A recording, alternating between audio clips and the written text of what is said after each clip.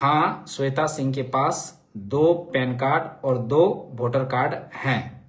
ये पहला report DC महोदया ने निर्वाचन आयोग यानी इलेक्शन कमीशन को पहला रिपोर्ट भेजा। जोहार, नमस्कार। जैसा कि आप जानते हैं कि आज झारखंड में 11 जिलों के डीसी को तबादला कर दी गई है। उसमें हमारे बोकारो के जो डीसी महोदया थी विजया यादव जी, उनका भी ट्रांसफर कर दिया गया है। लेकिन इस ट्रांसफर के पीछे हमको कुछ लॉजिक जो है वो सही नहीं लग रहे हैं, क्योंकि ऐसे तो पदाधिकारियों का जो ट्रांसफर है होते रहता है, लेकिन ज्यादातर ट्रांसफर जो होते हैं पदाधिकारी को 3 साल के बाद ही होते हैं। पर विजया यादव की जो ट्रांसफर हुई है 16 महीने में हुई है, जो हमें कतई कहीं ना कहीं इसमें कुछ ना कुछ हमें षड्यंत्र लगती है। अब ये कहाँ तक सच है ये तो आप लोग हमारी बातों से थोड़ा संदेह के आधार पर आप जान सकते हैं। देखिए, एक घटना घटी थी, जो श्वेता सिंह बोकारो की जो विधायिका हैं उनके पर आरोप था, उन पर एक आरोप था कि वो जो महिला थी, वो जो विधायिका हैं, उन पर 2 वोटर आईडी कार्ड और 2 पैन कार्ड रखने का आरोप है। तो ये जब मामला प्रकाशन में आया, जब अखबारों में आया, तो विपक्षी पार्टियों ने इस पर संज्ञान लिया और राज्यपाल महोदय से इसको अवगत कराया। तो इसकी रिपोर्ट राज्यपाल महोदय ने विजया यादव जो बोकारो के डीसी हैं उनसे रिपोर्ट मांगी गई, जांच का ये किया गया। उसके बाद विपक्षी पार्टियों ने इलेक्शन कमीशन के पास भी इस रिपोर्ट को दायर किया गया। तो जब वहां पर इसका कंप्लेंट जब किया गया तो इलेक्शन कमीशन ने विजय यादव से रिपोर्ट मांगा कि रिपोर्ट हमें दीजिए कि ये क्या बात सत्य है, 2 पैन कार्ड, 2 पैन कार्ड और 2 वोटर कार्ड का मामला सही है। तो ये विजया यादव जी जो डीसी महोदया थी उस समय बोकारो की, अभी बदल गई हैं, तो उनको सौंपा गया। तो उन्होंने इस बात को प्रमाणित करते हुए कि हाँ, विजया यादव जी के पास विजया यादव जी ने महोदया थी जो डीसी महोदय थी, उन्होंने कहा कि हाँ, श्वेता सिंह के पास 2 पैन कार्ड और 2 वोटर कार्ड हैं। ये पहला रिपोर्ट डीसी महोदया ने निर्वाचन आयोग यानी इलेक्शन कमीशन को पहला रिपोर्ट भेज दी है। जब पहला रिपोर्ट भेज दी तो पूरा जो सरकार का तंत्र है, वो पूरा सिस्टम कहीं ना कहीं डीसी महोदया के ट्रांसफर कराने में लग गई। क्योंकि अगर डीसी महोदया रहती तो कहीं ना कहीं ये जांच रिपोर्ट सही भेजती, और जांच रिपोर्ट अगर सही भेजती तो हो सकता है विधायिका मैडम की विधायिका जा सकती थी। इसलिए विधायिका मैडम डीसी महोदया के आड़ में और 10 अन्य डीसी का ट्रांसफर किया। क्यों? क्योंकि अगर केवल और केवल एक बोकारो के डीसी के अगर ट्रांसफर होती, अगर डीसी महोदया का केवल ट्रांसफर होता तो कहीं ना कहीं सरकार संदेह के घेरे में आती। इसलिए उनके साथ साथ में कहीं ना कहीं हमको लगता है 10 डीसी का ट्रांसफर किया गया। ये मेरी जहां तक सोच जाती है उस आधार पर मैं कह रहा हूं। मैं इसलिए कह रहा हूं कि इनका रिपोर्ट जैसे ही श्वेता सिंह की रिपोर्ट डीसी महोदया निर्वाचन आयोग को देती हैं, उसके 2-4 दिन के बाद उनका नोटिफिकेशन आ जाता है, ट्रांसफर पोस्टिंग का जो नोटिफिकेशन है वो आ जाती है। तो सोचने वाली बात है। और ये रिपोर्ट में उन्होंने कहा है कि उनके जो वोटर कार्ड है, एक वोटर कार्ड है जिसका ईपिक नंबर है GPV 2611-846, जो बोकारो में श्वेता सिंह पति संग्राम सिंह बोकारो 36 से निर्गत हुआ है। और एक वोटर कार्ड जो है वो ईपिक नंबर JW 1677376 है। श्वेता सिंह नाम दर्ज है, पिता का नाम दिनेश कुमार सिंह झाझा से है, जो बिहार से निर्गत है। ये रिपोर्ट डीसी महोदया ने इलेक्शन कमीशन को दी है। और दूसरा जो पैन कार्ड का मामला है, वो पैन कार्ड नंबर है CECPS 8218E, पिता का नाम दिनेश सिंह है। और दूसरा पैन कार्ड जो है वो है CWTPS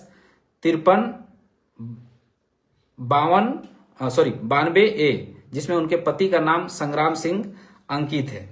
ये है उनका 2 पैन कार्ड, जो डीसी महोदया ने इस रिपोर्ट को इलेक्शन कमीशन के पास भेजा है। और इस रिपोर्ट को इलेक्शन कमीशन के पास भेजने के बाद से ही 2-4 दिन के बाद डीसी महोदया के ट्रांसफर का जो नोटिफिकेशन है वो आ जाता है। तो कहीं ना कहीं ये बातें संदेह पैदा करती है कि आखिर ये रिपोर्ट इलेक्शन कमीशन को भेजने के बाद ही ट्रांसफर का जो नोटिफिकेशन है 2-4 दिन के बाद कैसे आ जाती है। अगर ट्रांसफर होना है तो पहले भी हो सकती थी, क्योंकि कहीं ना कहीं श्वेता सिंह का डीसी महोदया के साथ पहले भी बकझक हो चुकी थी। पहले भी डीसी महोदया के खिलाफ वो सदन में आवाज उठा चुकी थी। वो सदन में उनके खिलाफ जो आवाज उठी थी, कितना सच है कितना गलत है ये तो मैं नहीं जानता, पर कहीं ना कहीं एक दूसरे पे अनबन चल रही थी।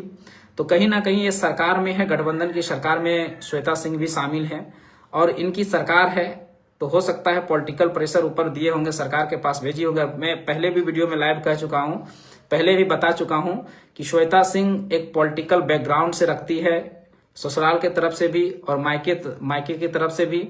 वो वहां पर बिहार में दिग्विजय सिंह जो पहले केंद्रीय मंत्री रह चुकी हैं, उसके रिश्तेदारों में आती हैं, उनके कलीग के रूप में आती हैं। और इधर जो है इनके जो ससुर थे, इनके ससुर समरेश सिंह जो थे, ये भी पॉलिटिकल बैकग्राउंड, तो इनका पहले से लंबी चौड़ी पॉलिटिकल बैकग्राउंड है। तो कहीं ना कहीं अपनी जो मुद्दा है जिसमें वो फंस रही है, जिसमें उसके विधायिका जाने का डर है, जिसमें विधायिका जा सकती है, कहीं ना कहीं जांच रिपोर्ट को बाधित करने का पूरी तरह से प्रयास चल रहा है। पहला रिपोर्ट में तो दे दिया गया है और सही साबित हुआ है कि 2 पैन कार्ड 2 आधार कार्ड ये विधायक मैडम यूज करती थी। ये पहला रिपोर्ट इलेक्शन कमीशन के पास जा चुका है। अब देखिए कि आगे की कार्रवाई क्या होता है। अभी इलेक्शन कमीशन ने आयकर विभाग को इसकी जांच करने के लिए सौंप दिया गया है। आयकर विभाग इसकी जांच करेगी। अब दूसरा रिपोर्ट को कहीं ना कहीं बाधित करने का प्रयास चलेगा।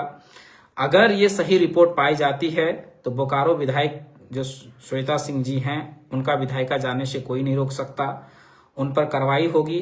तो कहीं ना कहीं हमको लगता है पूरी तरह से इस जांच को ही बाधित कर दिया जाएगा और रिपोर्ट को दबा दिया जाएगा, इस मुद्दे को पूरी तरह से दबा दिया जाएगा। ये मैं कई बार कई मामलों में देखते आया हूं, जितने भी करप्ट लोगों के मामलों में, बड़े बड़े पदाधिकारी, अधिकारी, नेता, राजनेता, मंत्री, उनके मामले में हमेशा देखता आया हूं कि जांच रिपोर्ट को हमेशा गलत तरीके से पेश कर दी जाती है, या तो मामले को दबा दी जाती है, या तो जो अधिकारी जांच करते हैं, निष्पक्ष जांच करते हैं, उनका ही तबादला हो जाता है, ट्रांसफर पोस्टिंग हो जाता है। ये मैं देखता आया हूं, सालों सालों से देखता आया हूं और अभी कहीं ना कहीं अभी भी वो चीजें जारी है।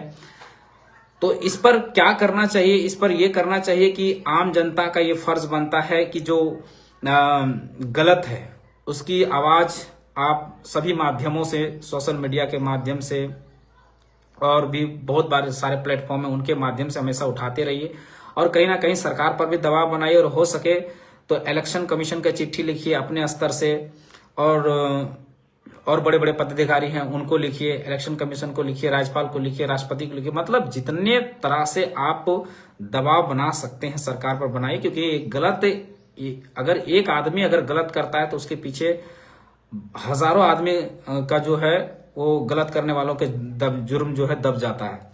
इसलिए इसका जांच अच्छे से होना चाहिए और अगर गलत हैं, अगर दोषी पाई जाती हैं तो उनकी सदस्यता रद्द होनी चाहिए, ताकि आने वाला जो जनरेशन है, आने वाले जो लोग हैं, उनके अंदर एक डर पैदा हो, एक खौफ पैदा हो और कानून का डर हो, संविधान का डर हो, ताकि कभी भी कोई भी राजनेता या विधायक या मंत्री या मुख्यमंत्री या कोई भी पदाधिकारी गलत करने से पहले एक बार सोचे कि अगर गलत करने से हमारे पर कार्रवाई हो सकती है। हम कितनों ही बड़ा पदाधिकारी हों, कितनों ही बड़ा नेता हों, अगर हम गलत करेंगे तो हम पर भी कार्रवाई हो सकती है।